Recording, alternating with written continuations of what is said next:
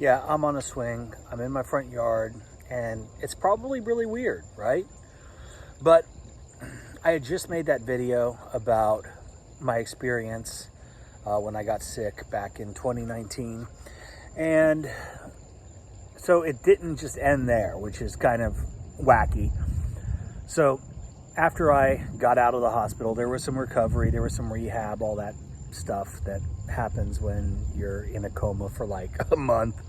But so I was on dialysis because my kidneys failed.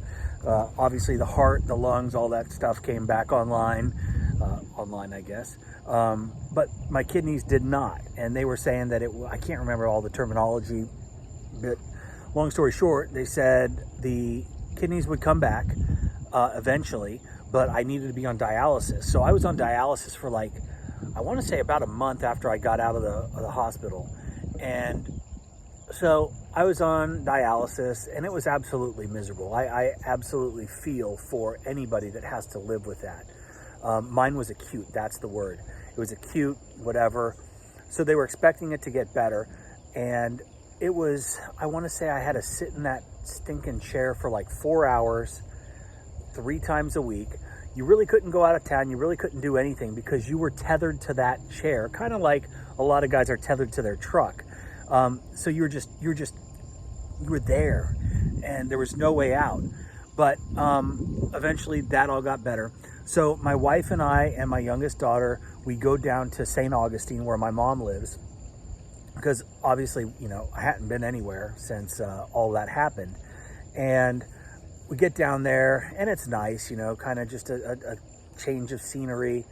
But we're down there, we go out to dinner. I'm not eating, I'm not hungry, I'm not feeling well at all. Clammy, cold, and shit, I think I lost like almost 40 pounds during that whole ordeal. You know, I was on a feeding tube and all that. But so I'm down there and I'm not feeling well. We go out to eat, like I said. I don't eat. I was kind of like in and out, you know, like I had to go outside to get warm because I was so cold. Anyway, that night I started throwing up. I got the most severe chills, like I was shaking, like that, just like that. And I get in a hot bath. It's absolutely, you know, miserable. I'm freezing. My wife is freaking out because obviously we'd just been through all of that. She'd been by my side, you know, while I'm in a coma, everything, like I wasn't supposed to live.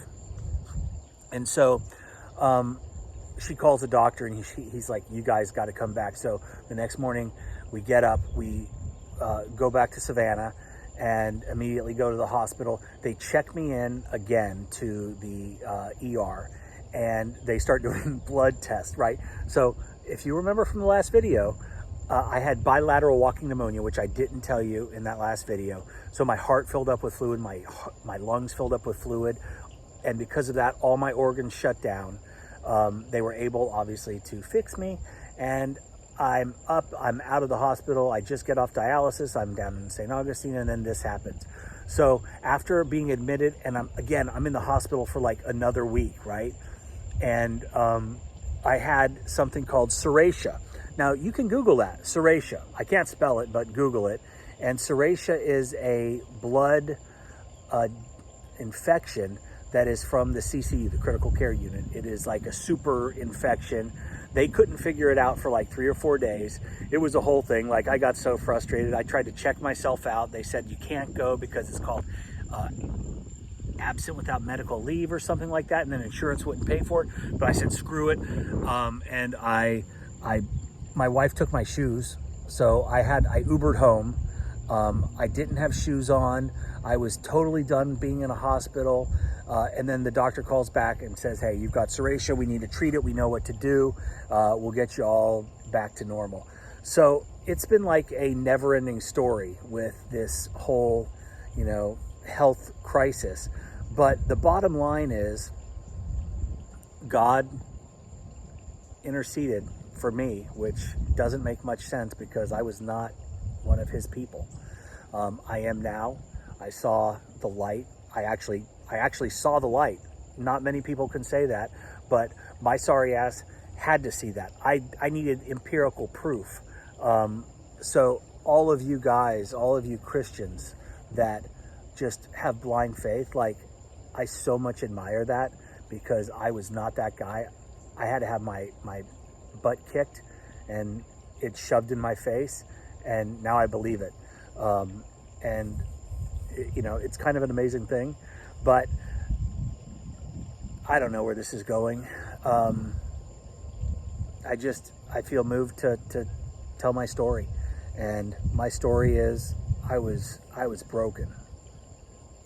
I was broken, and I was shown